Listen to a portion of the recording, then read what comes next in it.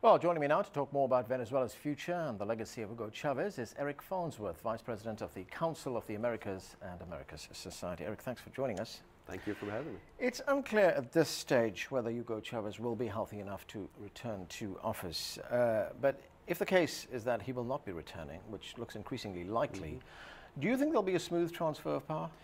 I think that's a really good question, and it's a very important question. I mean, at the moment, we don't even know if he's alive. And the point is that it seems as if part of the reason why we're not hearing anything from the Cuban government or the Venezuelan government is because they are trying to pre-cook or predetermine a transition to the next leader, who would probably be Nicolas Maduro, according to their desires. And so they have to lay the groundwork for that transition. Now, according to the Venezuelan constitution, there is a process which arguably isn't being followed right now. And I think that's the tension in terms of, does Nicolas Maduro actually move smoothly into the presidency, or in fact, does there have to be an election that he has to contend for and win before he's nominally named the president? Right, you mentioned there is a process which is not being followed through right now, and that calls into question the role of the Supreme Court in Venezuela. I mean, one of Hugo Chavez's legacies is that he's left behind a very compliant Supreme Court. Is that going to continue? Yeah, that's absolutely right. And in fact, I would broaden it to say that he has left behind compliant institutions. It's not just the Supreme Court, it's the legislature, it's the education system, what Venezuelan students are being taught. It's the national energy company, PDVSA. And these have been systematically turned into supporters of the Chavista elements and agenda. And so that's going to be something that will take a long time to really turn around, to the extent that the next leader of Venezuela even wants to do that. So there's a lot of work that's going to have to occur going forward. What kind of Venezuela does Hugo Chavez leave behind? When we saw in that report from Kaylin Ford there that, I mean, we had mixed views. Some people saying life has never been better, other people saying it's never been worse. It is an oil producer.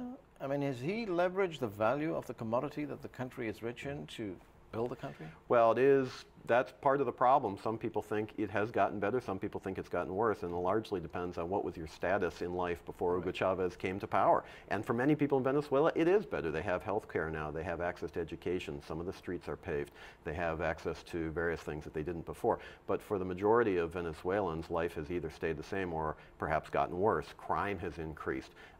Basic foodstuffs are now becoming more difficult to find. Investment is decreasing, and therefore infrastructure is deteriorating. So you get a situation where a lot of people looking forward suggest that there will be an economic difficulty. And one of the reasons why that's the case is because energy has not been used wisely. That's Venezuela's primary export, and a lot of that wealth has been squandered, either for sales of energy overseas at low prices in terms of diplomacy, or even domestically used to really give away and build social programs. That's not the most effective way to use that wealth. Right, so it's been badly managed.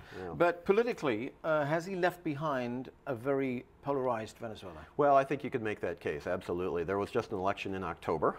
It was a closer election than ever before in the context of a Chavez election.